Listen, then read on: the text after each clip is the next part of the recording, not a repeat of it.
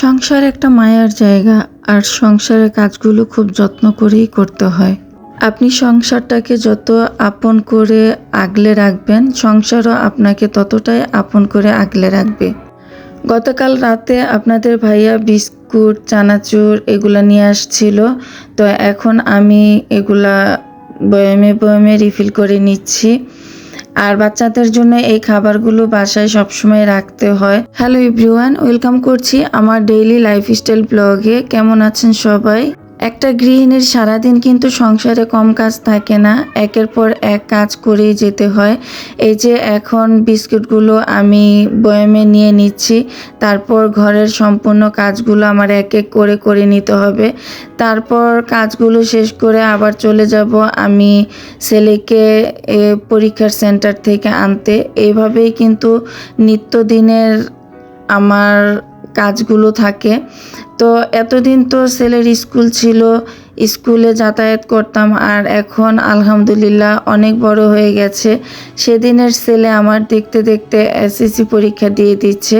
তো এসএসসি পরীক্ষার পরে যখন কলেজে উঠবে তখনও হয়তো ফার্স্ট ইয়ার পর্যন্ত আমার এই পরিশ্রমটা থেকেই যাবে। তারপরে যদি একটু রিল্যাক্স হই। কথা বলতে বলতে আমি বিস্কিটগুলো গুছিয়ে একটা ঝুড়ির মধ্যে করে ফ্রিজের উপরে রেখে দিয়েছি, যার যখন ইচ্ছা তখন নিয়ে খেয়ে নিবে। আর এদিকে আমি ডাইনিং টেবিলটাও মুছে পরিষ্কার করে নিচ্ছি। আমি নগদের কাজ নগদে করতে বেশি পছন্দ করি, সাথে সাথে কাজগুলো করে ফেললে কাজের তেমন কোনো চাপ থাকে না।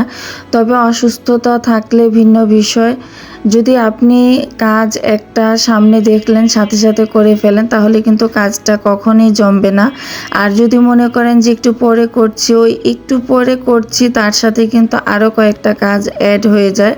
তো সেই কারণেই সাথে সাথে কাজ করে ফেললে সংসারের কাজ অনেকটা কম থাকে এবং রিল্যাক্সভাবে নিজেকেও সময় দেওয়া যায়। আমি কিন্তু ডাইনিং টেবিলটা পরিষ্কার করে সেই সাথে কিন্তু আমার ওয়াল ক্যাবিনেটটাও আমি পরিষ্কার করে ফেলেছি। আর এখন চলে আসছি ড্রয়িং রুমের সোফাগুলোতে একটু ঝেড়ে ঝুড়ে পরিষ্কার করে নিচ্ছি। সোফাগুলোতে প্রচুর পরিমাণে ধুলা হয়েছে। আর আগে তো সোফাগুলো আমার ধুলায় একেবারে কালো হয়ে গেছিল, ওয়াশ করতে হয়েছে। এখন যেহেতু আমি কাভার নিয়ে নিয়েছি, কাভার নেওয়ার পরে আমার একটা সুবিধা হয়েছে, সোফাগুলো ময়লা হলে আমার আর এখন অনলাইন থেকে লোক এনে ধোয়ার কোনো ঝামেলা থাকবে না। আমি চাইলে কাভারগুলো খুলে তারপর ধুয়ে নিতে পারবো। তো ড্রয়িং রুমটা গুছিয়ে এখন এই যে ইনডোর প্ল্যান্টে আমি পানি স্প্রে করে দিচ্ছি, আর এটা আমি রেগুলারই করে থাকি। আমি কিন্তু গাছের গোড়াতে তেমন একটা পানি দেই না, তবে প্রতিদিনই একটু একটু করে চেষ্টা করি স্প্রে করে দেওয়ার। স্প্রে করে দিলে গাছটা সতেজ থাকে এবং সুন্দর থাকে। তো চলে আসলাম আবার এই যে ফ্রিজগুলো মুছে পরিষ্কার করে নিতে। এই মোছামুছির কাজগুলো কিন্তু আমার প্রতিদিনেরই কাজ। আমি হয়তো এই বেলা বা ও বেলা, দুপুরে অথবা সন্ধ্যায়, যে কোনো টাইমেই কিন্তু আমি রেগুলার এই মোছামুছির কাজগুলো করে থাকি। যদি দিনের বেলা সময় পাই তাহলে দিনের বেলা করে থাকি, আর যদি দিনে সময় না পাই তাহলে আমি রাতে এই কাজগুলো করে থাকি। আমরা অনেকেই আছি অবসর সময়ে অলস সময় কাটাই। এই অবসর সময়টা অলস সময়ে না কাটিয়ে যদি সংসারের কাজগুলো একটু একটু করে করি, তাহলে আমি বিশ্বাস করি প্রত্যেকটা ফ্যামিলি পরিপাটি এবং গুছানো থাকবে। আমাদের নিজের অলসতার কারণেই সংসার গুছানো থাকে না এবং কি এলোমেলো থাকে, অগুছালো থাকে, নোংরা থাকে। আমি অনেকের পরিবারে গিয়েছি, নাম বলবো না, তবে আমার মাঝে মাঝে এমন হয়েছে যে আমার তার পরিবারে বা তার বাসার অবস্থা দেখে আমার নিজেরই একটু রুচিতে বাজছিল। এমন একটা সুন্দর বাসা আর এত পরিমাণে ফার্নিচার, তার মধ্যে অগুছালো, এলোমেলো, নোংরা একটা পরিবেশ। তো সেই দিক থেকে আমরা যদি চাই, একটু চেষ্টা করি যে সময় বের করে সংসারের কাজগুলো পরিষ্কার পরিচ্ছন্ন এবং পরিপাটি করে রাখতে, তাহলে আমরা সেটা সম্ভব করে উঠতে পারি। শুধুমাত্র আমাদের ভিতর থেকে অলসতা দূর করতে হবে, কাজের প্রতি মনোযোগী হতে হবে। আবার তো এমনও কিছু মানুষ দেখেছি যে নিজে তো গুছিয়ে থাকেই না, এলোমেলো থাকতে পছন্দ করে, কিন্তু অন্যের গুছানো কাজগুলো তাদের কাছে খুব তিরস্কার মনে হয়। তারা খুব ঠাট্টা বিদ্রূপের সাথেই কমেন্ট করে বসে। কিন্তু আমি তাদের উদ্দেশ্যে বলবো যে এই ঠাট্টা বিদ্রূপের সাথে কমেন্টটা না করে নিজের একটু মগজটাকে ওয়াশ করেন, আপনি নিজেও চেষ্টা করেন, দেখবেন আপনার সংসারটাও একটা রাজমহলের মতো হয়ে উঠবে। সংসারে আহামরি অনেক দামি ফার্নিচারের প্রয়োজন হয় না, বা সংসারে অনেক ফার্নিচারের প্রয়োজন হয় না, শুধু প্রয়োজন হয় পরিষ্কার পরিচ্ছন্নতা এবং একটা সুন্দর পরিবেশ।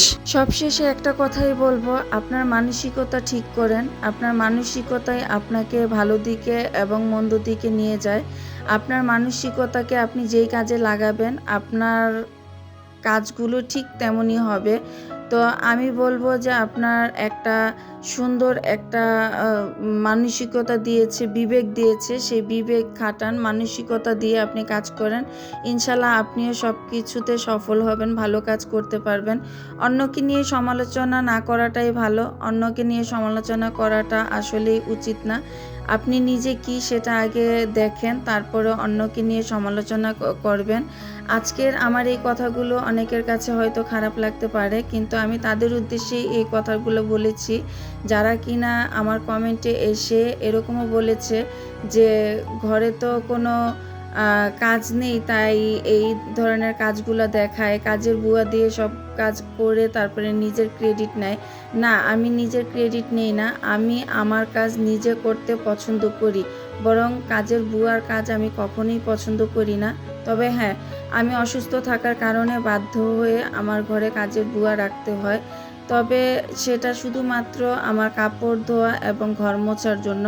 বাকি সংসারের যত কাজ আছে, ধোয়াপালার কাজ, রান্নাবান্না, কাটাকাটি, ঘর গুছানো, সংসারে যাবতীয় সব কিছু আমি নিজে একার হাতে করে থাকি। আমার মাঝে মধ্যে মেয়ে আমাকে হেল্প করে, ছোট মানুষ যতটুকু পারে হেল্প করে, আর না করলেও সেটা আমি কখনো তাকে হুকুম দিয়ে করাই না। আমার হুকুমের অভ্যাসটা খুবই কম। তো ইচ্ছাকৃতভাবে যদি ও আমাকে হেল্প করে তাহলে তো ভালো, আর না হলে নাই। যাই হোক, অনেক অনেক কথা আজকের এই ভিডিওতে বলে ফেলেছি, আর অনেক অনেক কথা বলতে বলতে আমি ভিডিওর শেষ প্রান্তেও চলে আসছি। এখানে আমি কিন্তু সারাদিন কাজকর্ম সব শেষ করে সন্ধ্যার দিকে রাতে রান্নাটাও চুলায় দিয়ে দিলাম। আর আজকে রান্না করব ছোট ছোট চিংড়ি মাছ কিনে আমি নিজের হাতে শুটকি তৈরি করেছিলাম, সেই শুটকি দিয়ে লতি রান্না করব, আর সেই সাথে রান্না করব ডাঁটা দিয়ে রুই মাছ। আজকে রাতের জন্য এটাই থাকবে আমাদের রান্না। তো আপনাদের যাদের যাদের এই ধরনের ডেইলি লাইফস্টাইল ব্লগ দেখতে ভালো লাগে, আপনারা চাইলে আমার পেজটা ফলো দিয়ে আমার সাথে থাকতে পারেন। আর আমি এখন থেকে এই ধরনের ভিডিওগুলোই এই পেজের মধ্যে আপলোড দিব কারণ আমি ইউটিউব এবং ফেসবুক একসাথে চালাতে গিয়ে আমি একটু হিমশিম খেয়ে যাচ্ছি। তাই এইভাবে এই রেশিওতেই আমি এই পেজের ভিতরে ভিডিওগুলো আপলোড দিব এবং ইউটিউবে আপলোড দিব। আমি আরেকটা নতুন পেজ খুলেছি, ওটাতে শুধুমাত্র আমি অন্যরকমভাবে পেজের আকারেই আমি ভিডিও আপলোড দিচ্ছি। তো আপনাদেরকে আমি সেই পেজ নেমটাও দিয়ে দিব। ভালো থাকবেন, সুস্থ থাকবেন, আল্লাহ হাফেজ, আসসালামু আলাইকুম।